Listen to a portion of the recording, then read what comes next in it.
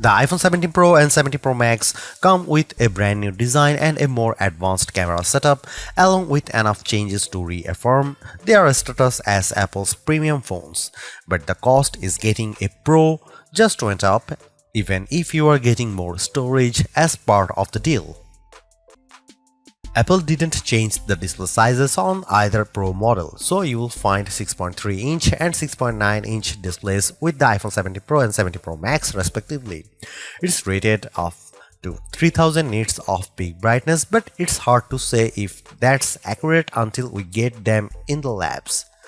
What's different this time is the Ceramic Shield 2 protecting the screen, which Apple claims to be 3x better at scratch resistance, plus a new anti-reflection coating to reduce glare.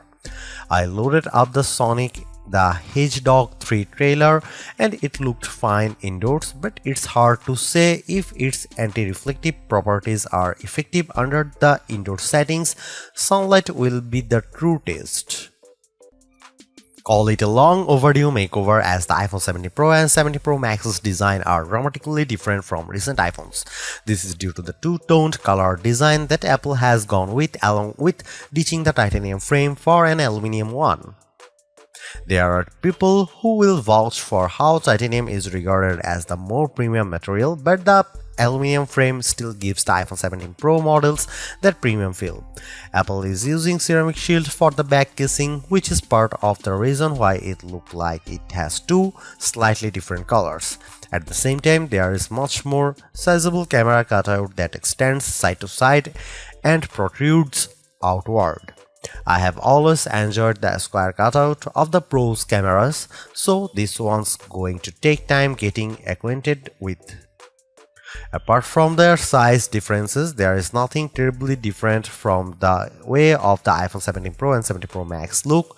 They still have the camera control button, USB-C port and action buttons from before. At $1,099 for the iPhone 17 Pro and $1,199 for the iPhone 17 Pro Max, Apple has held the line on pricing. Sort of like I mentioned earlier, the iPhone 17 Pro is $100 more, but you get 256GB storage to start, matching the base capacity of the Pro Max. Between the two, I would put my money on the iPhone 17 Pro Max because of its larger display and likely longer battery life, all while being only $100 more to pick up. The Pro looks almost cute by comparison, but it is certainly capable for a phone of its size.